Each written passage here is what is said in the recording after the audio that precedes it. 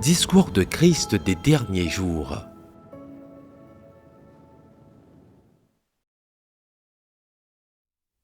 Connaître son tempérament est ce qui permet de le changer.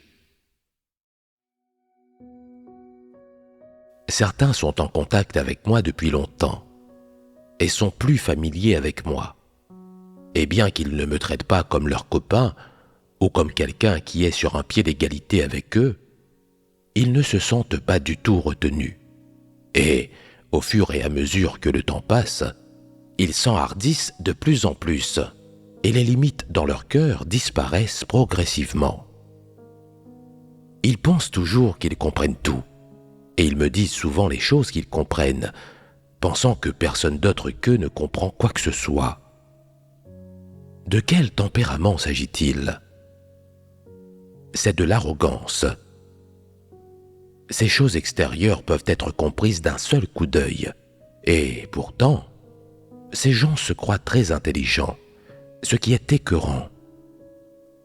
Si le tempérament arrogant d'une personne atteint un point tel qu'elle perd toute raison, cela peut la conduire à faire le mal et son tempérament arrogant va alors devenir un tempérament méchant. Si une personne est intelligente, si ses paroles et ses actes sont toujours pleins de stratagèmes, si elle est un personnage redoutable et si quand tu es avec elle, elle veut toujours te contrôler et te prendre en charge, as-tu le sentiment que cette personne est bienveillante ou méchante ? Tu en as peur et tu te dis « Cette personne veut toujours me contrôler. Je dois m'éloigner d'elle dès que possible. » Si je ne fais pas ce qu'elle dit, elle trouvera un moyen de se venger de moi. Et qui sait quelle méthode elle utilisera pour me punir. Tu peux sentir que son tempérament est méchant, n'est-ce pas ? Comment peux-tu le sentir ? Elle oblige toujours les gens à faire les choses selon ses exigences et ses idées. Est-ce mal de sa part d'exiger que les autres fassent les choses d'une certaine façon ? Est-ce nécessairement mal si d'autres personnes exigent des choses de toi ? Cette logique est-elle correcte ? Est-ce conforme à la vérité ? Est-ce que ce sont leurs méthodes qui te mettent mal à l'aise ou leur tempérament ? Leur tempérament. C'est juste, leur tempérament te met mal à l'aise. Il te donne le sentiment qu'il provient de Satan, qu'il ne correspond pas à la vérité et qu'il te dérange, te contrôle et te lie. Non seulement cela te met mal à l'aise, mais cela te fait ressentir de la peur au fond de toi, et cela te fait penser que si tu ne fais pas ce qu'elles disent, il est possible qu'elles te punissent. Le tempérament de ce genre de personne est vraiment méchant. Elles ne se contentent pas de dire quelque chose avec des involtures, elles veulent te contrôler. Elles te soumettent des exigences très fortement et exigent que tu fasses les choses d'une certaine manière, et ceci est chargé d'un certain type de tempérament. Elles ne se contentent pas d'exiger que tu fasses quelque chose, elles veulent te contrôler. Si elles te contrôlent, tu deviendras leur marionnette, un pantin entre leurs mains. Si tu les écoutes complètement, dans tout ce que tu dis, tout ce que tu fais et dans la manière dont tu le fais, alors elles seront heureuses. Lorsque tu perçois ce tempérament, que ressens-tu au fond de toi ? J'ai peur. Et quand tu as peur, comment définis-tu ce tempérament qui est le leur ? Est-ce un tempérament responsable, bienveillant ou méchant ? Tu as le sentiment que c'est un tempérament méchant. Lorsque tu perçois le tempérament de quelqu'un comme étant méchant, ressens-tu du contentement ou bien ressens-tu de la détestation, de l'aversion et de la peur ? De la détestation, de l'aversion et de la peur. Ces mauvais sentiments surgissent en toi. Lorsque tu ressens de la détestation, de l'aversion et de la peur, te sens-tu libéré et libre Où te sens-tu lié? Lié? D'où viennent ces sortes de sentiments et de sensations? Ils viennent de Satan. Et quelles sensations les gens éprouvent-ils à l'égard des choses qui viennent de Dieu? Ton cœur est très libéré et libre. Même si tu es émondé, si l'on te fait des reproches, si tu es discipliné ou jugé et châtié, à quoi ressemble ce sentiment et cette sensation? Il y a un sens de la dette et du remords dans mon cœur et la sensation d'avoir fait quelque chose de mal. Puis je suis capable de me repentir vraiment et de me diriger dans la bonne direction. Bien que je ressente une certaine douleur dans mon cœur, mon esprit se réjouit de l'amour de Dieu, de la paix et de la joie. Le résultat obtenu est positif, et c'est le fait de Dieu. Quelles sont les conséquences des actions de Satan? Satan contraint les gens. Il les imprègne d'une peur inexplicable et étrange. Il lie et contraint leur cœur. Dès qu'ils essaient d'agir, il les lie pieds et poings et leur fait une peur bleue. C'est le fait de Satan, et cela vient de Satan. Quel tempérament est révélé quand Satan et les antéchrists agissent de la sorte? C'est un tempérament méchant. Les personnes qui ont un tempérament méchant veulent toujours contrôler les autres. Que signifie contrôler les gens? S'agit-il simplement de t'interdire de prononcer certaines paroles? S'agit-il simplement de t'interdire de penser d'une certaine manière? Certainement pas. Ce n'est pas un problème de parole ou de pensée. C'est que leur tempérament est méchant. En se basant sur le mot méchant, quelles sont les choses qu'une personne pourrait faire quand elle révèle ce tempérament? Tout d'abord, elle voudra manipuler les gens. Que signifie manipuler? Cela signifie que, quoi qu'il arrive dans l'Église, elle voudra intervenir, interférer et faire des arrangements. Elle fixera une règle pour toi et tu devras alors t'y tenir. Si tu ne le fais pas, elle se mettra en colère. Elle veut te manipuler. Si elle te dit d'aller à l'est, tu dois aller à l'est. Et si elle te dit d'aller à l'ouest, tu dois aller à l'ouest. Elle a ce désir, puis elle agit de cette manière. C'est ce qu'on appelle de la manipulation. Ces gens veulent prendre en charge la destinée d'une personne, prendre en charge et contrôler la vie, l'esprit, le comportement et les préférences d'une personne, de sorte que l'esprit, les idées, les préférences et les souhaits de cette personne s'accordent avec ce qu'ils disent et ce qu'ils veulent, plutôt qu'avec ce que Dieu dit. C'est ce qu'on appelle de la manipulation. Ils veulent toujours faire en sorte que les gens fassent ceci ou cela selon leur propre volonté. Ils n'agissent pas en se basant sur les principes, mais en se basant sur leurs propres intentions et leurs propres préférences. Ils se moquent de ce que tu ressens. Ils te commandent de force et tu dois faire tout ce qu'ils te disent de faire. Si tu n'agis pas selon leur volonté, ils s'occuperont de toi et te feront sentir que tu n'as vraiment pas le choix et qu'il n'y a rien à faire. Tu sais dans ton cœur que tu es dupé et contrôlé, mais tu ne sais pas encore comment le discerner, et tu oses encore moins résister. Leurs actions ne sont-elles pas le comportement de Satan? C'est le comportement de Satan. Satan dupe et contrôle les gens de cette façon, de sorte qu'un tempérament satanique se manifeste chez les gens, cherchant toujours à contrôler et manipuler les autres.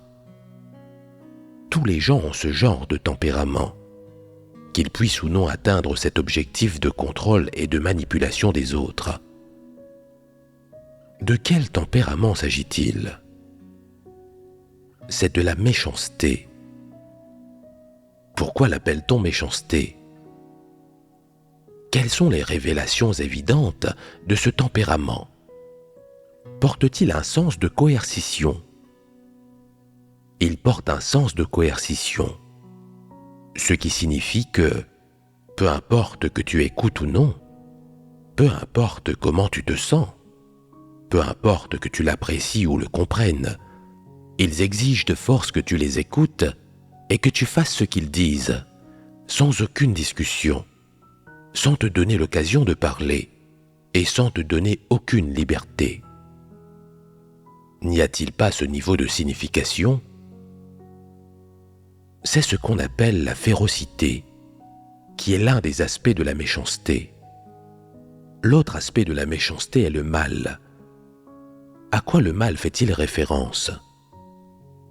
Il fait référence aux gens qui utilisent des méthodes d'endoctrinement et de répression coercitif pour parvenir à te contrôler et à te faire tenir compte de leurs manipulations et ainsi se satisfaire eux-mêmes. C'est ce qu'on appelle le mal.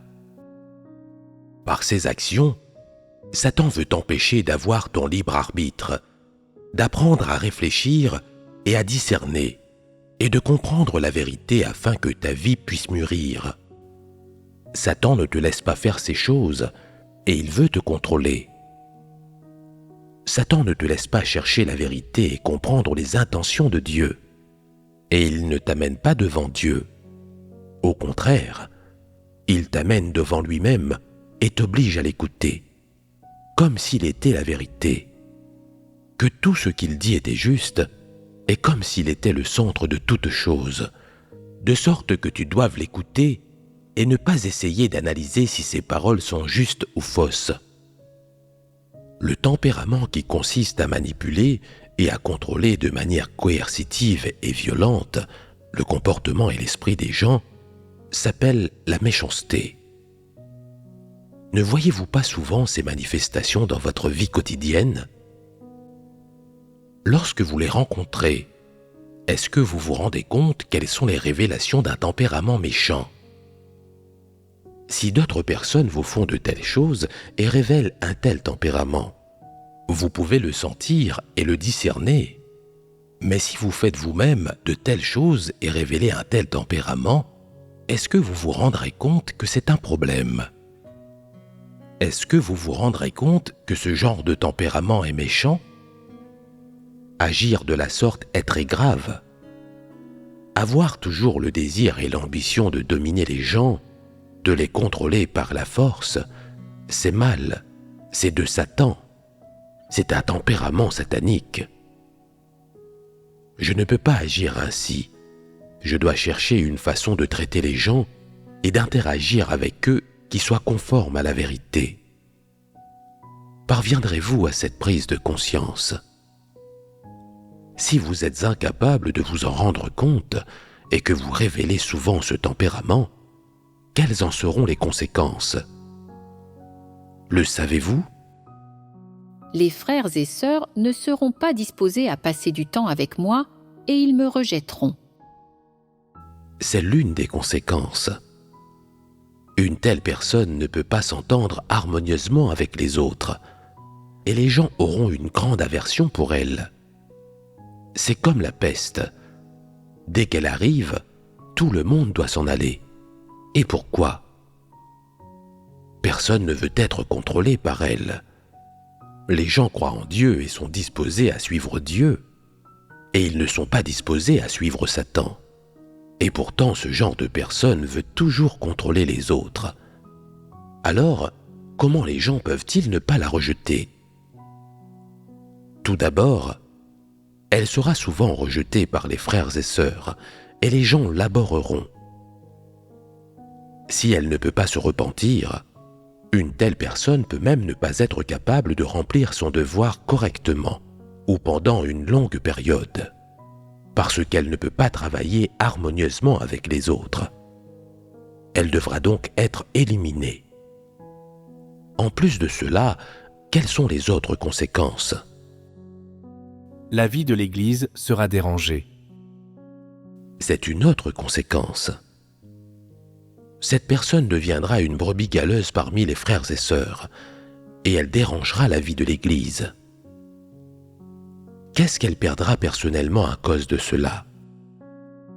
Elle sera incapable de grandir dans la vie. Elle sera certainement incapable de grandir dans la vie. Et quel sera le résultat ultime? Elle sera certainement punie et éliminée. Quelqu'un qui est toujours rejeté par ses frères et sœurs, qui ne grandit jamais dans la vie, et qui veut toujours contrôler les gens, obliger les gens à l'écouter, prendre la place de Dieu dans leur cœur, et qui est finalement isolé, et qui ne se repent toujours pas et ne change jamais, comment Dieu va-t-il gérer une telle personne? Dites-moi, Dieu sauve-t-il les êtres humains ou les êtres non humains? Comment Dieu définit-il donc une telle personne? Dieu définit une telle personne comme non humaine, et Dieu ne la sauve pas. Son issue n'est-elle pas alors fixée? Une telle personne n'a aucun espoir ni aucune valeur dans la vie. Être défini par Dieu comme non humain est vraiment pitoyable. Poursuivre l'entrée dans la vie nécessite d'examiner ses propres paroles, actes, pensées et idées dans toutes les situations de la vie quotidienne, de saisir son propre état, puis de le comparer à la parole de Dieu, de chercher la vérité et de mettre en œuvre tout ce que l'on en comprend. Dans le processus de pratique et d'expérience, il faut aussi constamment examiner son propre état, chercher à voir quels autres états négatifs et choses qui empêchent de pratiquer la vérité demeurent dans le cœur et, après les avoir déterrés, il faut prier Dieu et l'implorer afin de résoudre ces états anormaux. Cela garantira que l'on peut mettre en pratique les vérités que l'on a comprises. Résoudre constamment les états négatifs, les notions et l'imagination est le seul moyen de s'assurer que l'on peut mettre la vérité en pratique. Quel que soit l'aspect de la vérité que l'on met en pratique, il y aura certaines difficultés, et lorsque l'environnement et le contexte changeront, de nouvelles difficultés émergeront. En outre, les diverses notions, les divers produits de l'imagination et les diverses intentions frelatées des gens peuvent les empêcher de pratiquer la vérité.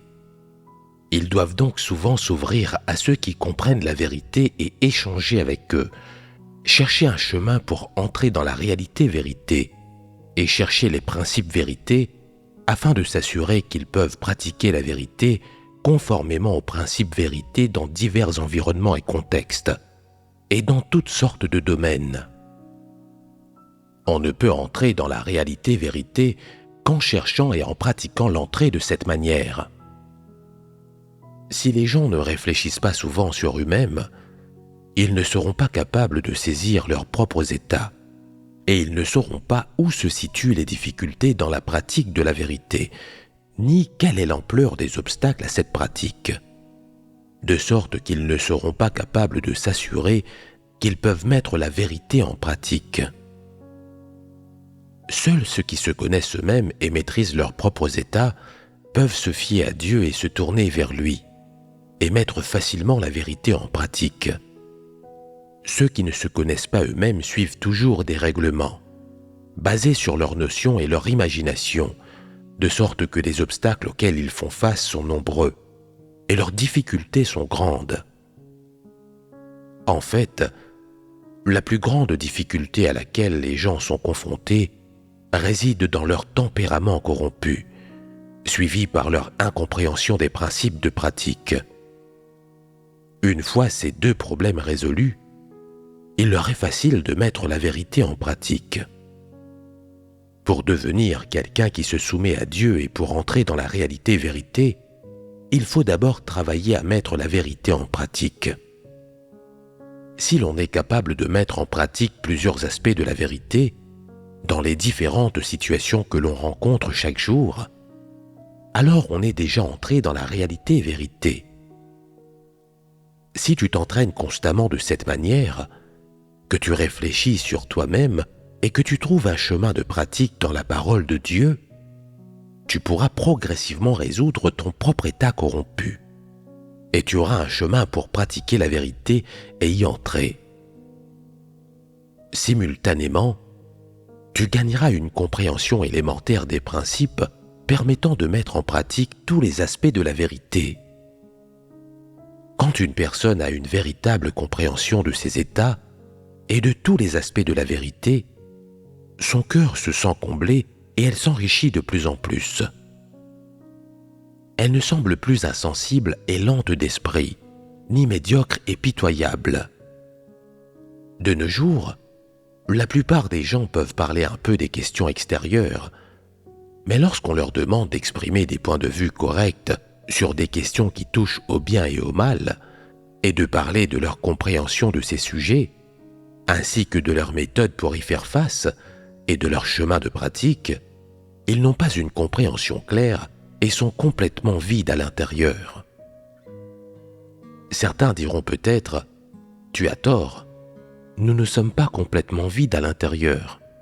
Nous savons que Dieu est souverain sur la pluie, que Dieu fait en sorte que les arbres bourgeonnent au printemps, que les lois ordonnées par Dieu déterminent à quel moment les oiseaux font leur nid. Pourquoi les fleurs sont différentes et ont autant de couleurs variées? Et pourquoi les feuilles des arbres sont vertes? Voilà les lois de la création de toutes choses par Dieu. Et ces lois sont ordonnées par Dieu. Nous savons que nous devrions vivre conformément aux lois ordonnées par Dieu. En nous levant le matin, nous couchant le soir et faisant 3 repas par jour. Et nous savons aussi qu'il existe des lois concernant la naissance, le vieillissement, la maladie et la mort des êtres humains, et que personne ne peut les enfreindre. De plus, nous ne nous plaignons pas de Dieu. Nous remercions Dieu de pouvoir vivre aujourd'hui, et nous le remercierions également si nous devions mourir demain. Nous ne sommes ni démunis, ni insensibles, ni lents d'esprit. Simplement comprendre ces doctrines revient-il à comprendre la vérité? Est-ce entrer dans la réalité-vérité? Comprendre ces choses n'est que la première étape, et ce sont aussi des choses que les gens doivent comprendre. Mais ce qu'ils doivent comprendre par-dessus tout, c'est comment ils devraient vivre, de quoi ils devraient vivre, et quel devoir ils devraient accomplir. Si tu ne peux pas chercher la vérité pour résoudre tes tempéraments corrompus, tu n'auras aucune entrée dans la vie, et tu ne gagneras pas la vérité et la vie. Et ce genre de foi en Dieu n'est-elle pas vide? Cela signifie que tu es complètement vide à l'intérieur. D'autres disent « Autrefois, j'avais une faible stature, et je ne savais pas que tout ce qui m'arrivait était orchestré par Dieu. Je ne savais pas comment voir ces choses ou y faire face. Et lorsque ces choses se produisaient, je me sentais perdu et j'y faisais face en utilisant des méthodes humaines. Maintenant, je comprends que les choses qui se produisent chaque jour, même les plus bénignes, sont toutes orchestrées par Dieu, et que tout est ordonné par Dieu. Et je dirais, Dieu, je te remercie pour ta souveraineté, et je suis disposé à mettre mon destin entre tes mains et à la merci de ton orchestration. Je ne veux pas me rebeller. Je veux écouter tes paroles. Je remplirai certainement bien mon devoir et j'y consacrerai ma loyauté et tous mes efforts. Je comprends tout cela. Alors comment pourrais-je encore être médiocre et pitoyable? En fait, ils sont médiocres et pitoyables. Pourquoi est-ce que je dis cela? Ce qu'ils comprennent n'est qu'un faux voile spirituel dans lequel ils se drapent. Ils semblent avoir la ressemblance d'un croyant en Dieu et la bienséance d'un saint. Et ils semblent avoir maîtrisé certaines théories théologiques profondes et spirituelles. Mais ce qu'ils comprennent n'est pas la vérité, seulement une sorte de théorie théologique. Cela ne peut pas changer la direction de la vie d'une personne, ni ses vues sur les choses, ou ses principes pour les relations mondaines. Et cela peut encore moins changer le tempérament corrompu d'une personne. Ces théories théologiques, ces doctrines spirituelles, ne peuvent absolument pas rendre normale la relation d'une personne avec Dieu, ni lui permettre de reconnaître ses propres tempéraments corrompus, ni la mener à se débarrasser de ses tempéraments corrompus, et encore moins lui permettre, par le biais de l'expérience de l'œuvre de Dieu, d'atteindre le point de connaissance de Dieu et de la soumission à Dieu. Par conséquent, ces soi-disant paroles et doctrines spirituelles n'apportent pas le moindre bénéfice aux gens, mais les rendent seulement arrogants et prétentieux, et de plus en plus rebelles et résistants à Dieu, car ces choses pourries n'ont rien à voir avec la vérité et ne sont que de l'hypocrisie qui devrait être complètement abandonnée et reniée. Quelle est maintenant la chose essentielle que les croyants en Dieu doivent poursuivre? Un changement de tempérament. Parler d'un grand nombre de doctrines peut-il changer le tempérament d'une personne? Un changement de tempérament, qu'est-ce que c'est exactement? Un changement de tempérament signifie-t-il que le caractère d'une personne change et qu'elle devient incroyablement facile à vivre, qu'il est facile de s'entendre avec elle et qu'elle est aimée de tout le monde?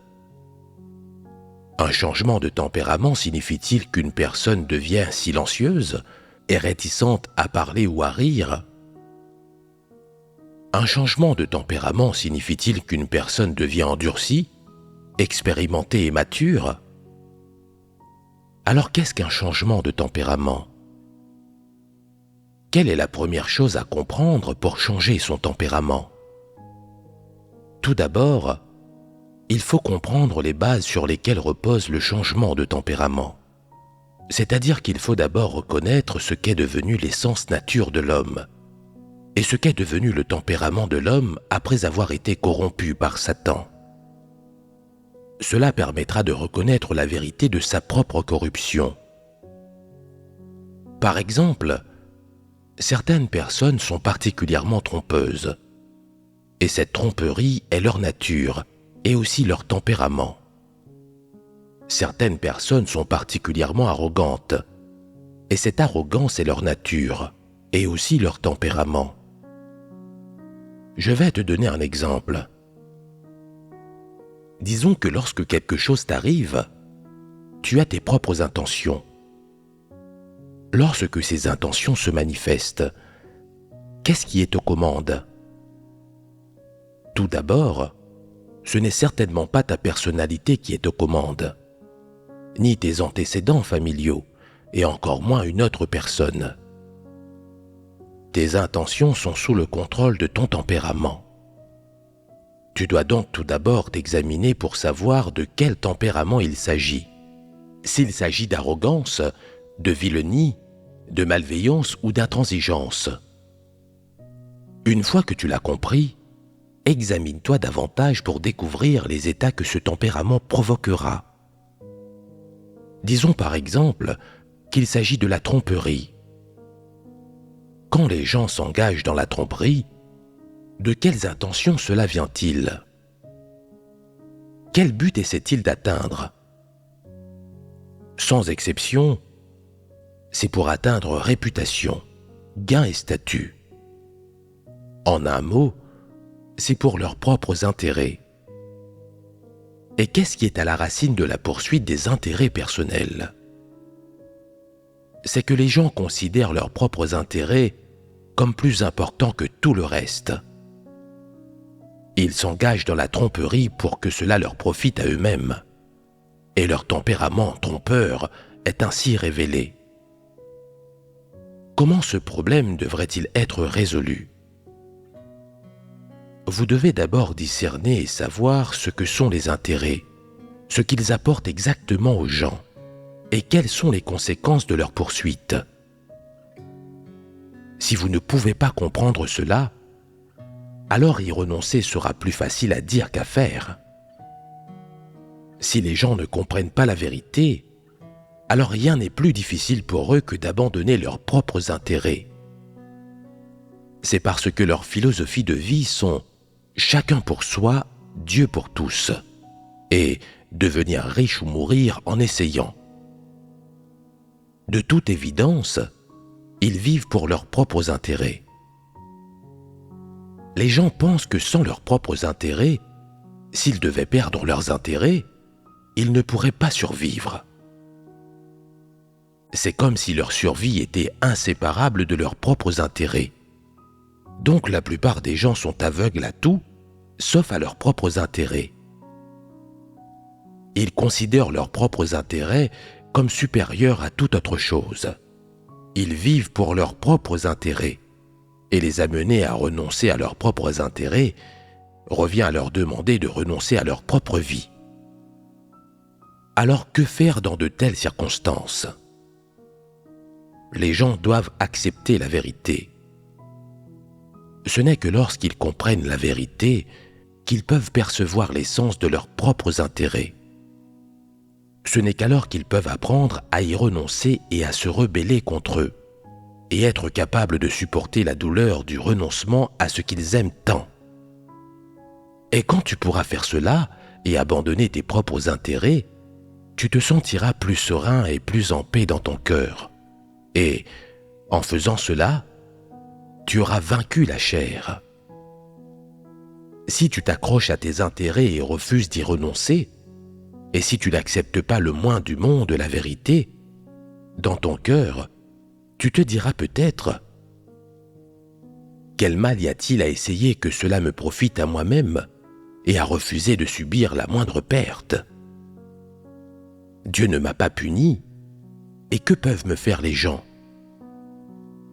Personne ne peut rien te faire, mais avec une telle foi en Dieu, tu ne parviendras finalement pas à gagner la vérité et la vie. Ce sera une énorme perte pour toi. Tu ne pourras pas atteindre le salut. Existe-t-il un plus grand regret ? Voilà ce que donne finalement la poursuite de tes propres intérêts.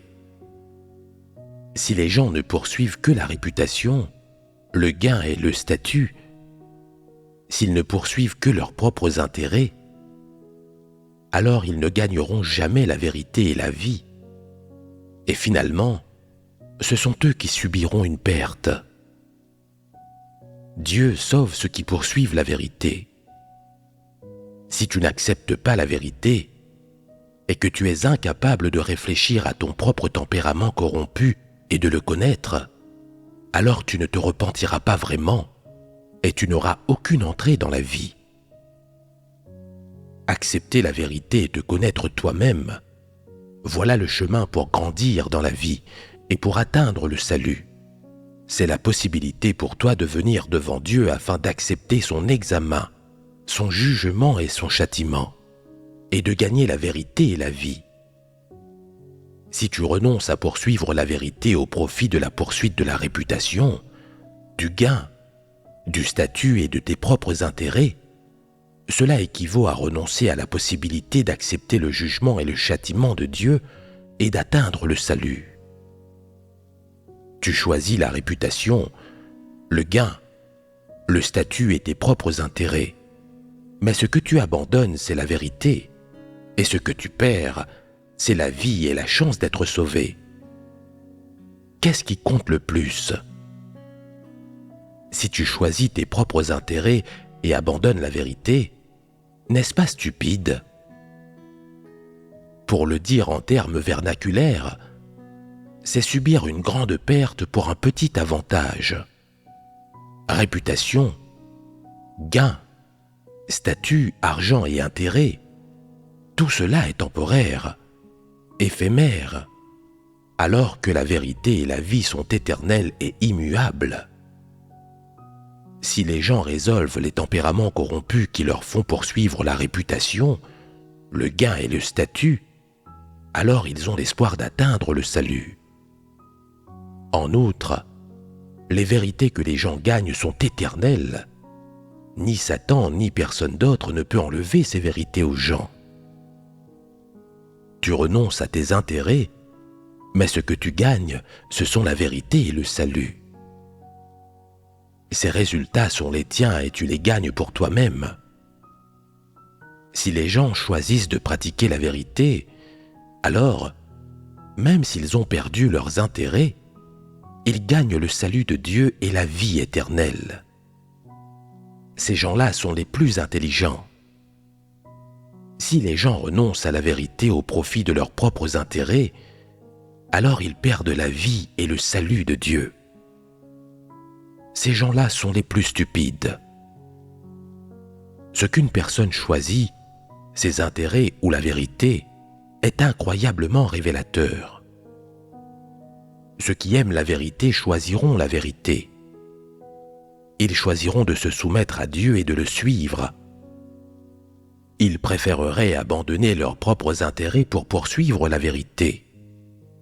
Peu importe combien ils vont devoir souffrir, ils sont déterminés à tenir ferme dans leur témoignage pour satisfaire Dieu. Voilà le chemin fondamental pour pratiquer la vérité et entrer dans la réalité-vérité. Les tempéraments corrompus sont profondément enracinés dans tous les gens, et personne n'est plus corrompu qu'un autre. Les points de vue des gens sur les choses, les notions, l'imagination et le degré de rébellion ne diffèrent pas beaucoup, et sont en grande partie les mêmes. Tous les gens vivent sous l'emprise de Satan, et tous vivent selon des tempéraments sataniques. Ce qui est égal, c'est que Dieu donne la même opportunité à chacun, que Dieu a la même attitude envers chacun, et que la provision de la vérité et de la vie par Dieu est la même pour tous, de sorte que les normes et les exigences de Dieu, pour chaque personne, sont également les mêmes. Si tu penses que tu es irrécupérable, que tu es plus corrompu que les autres, que Dieu ne te sauvera pas parce que tu as révélé certains tempéraments corrompus que les autres ont vus et pour lesquels ils éprouvent de l'aversion, et que tu te considères comme une cause perdue, que tu n'arrives pas à t'enthousiasmer, que tu n'as pas le cœur à faire quoi que ce soit, que tu penses qu'il ne sert à rien de vivre et qu'il vaudrait mieux que tu meures, quel genre d'attitude est-ce là ? Ce n'est pas une manifestation de maturité, et ce n'est pas ce que Dieu veut voir. Dieu n'aime ni ce genre de personne, ni ce genre d'attitude. Dans le processus de poursuite de la vérité, les gens ont besoin de renverser de nombreux états incorrects, de constamment corriger leurs opinions sur leur poursuite, de constamment venir devant Dieu et lui demander de les examiner, de les éclairer et de les guider. Dieu leur apportera aide et grâce, et il conduira chaque personne avec énormément de patience, de bonté, de miséricorde et d'indulgence. Vous ne devriez donc pas douter des attitudes correctes des gens et de leur désir de poursuivre la vérité et d'aspirer à la justice et à la lumière. Et vous ne devriez pas non plus douter que l'essence de Dieu est de sauver l'humanité et de faire preuve de miséricorde et d'indulgence envers l'humanité. Vous devez vous souvenir de ces paroles. Quel est le but de dire ces paroles aux gens ? Cela signifie qu'ils ne devraient à aucun moment abandonner la poursuite de la vérité, qu'ils ne devraient pas se considérer comme des causes perdues ou être négatifs.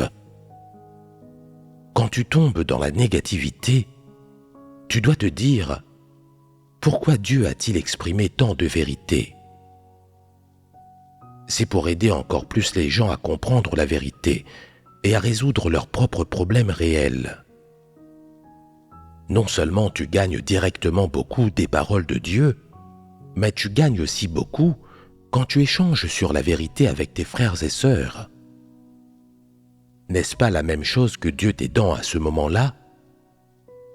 Si tu le penses et que tu peux sentir cela, alors pourquoi veux-tu abandonner ? Pourquoi des plaintes s'élèvent-elles dans ton cœur ? Pourquoi doutes-tu de la sincérité de Dieu à te sauver ?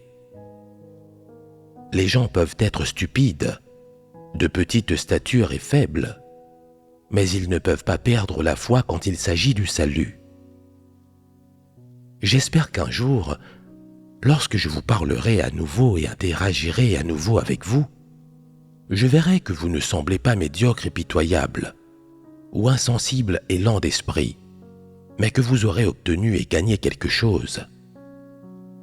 Vous avez entendu beaucoup de choses, vu beaucoup de choses et compris beaucoup de choses, mais que vous ayez obtenu la vérité ou non, et que vous puissiez être rendu parfait ou non, dépend de votre poursuite.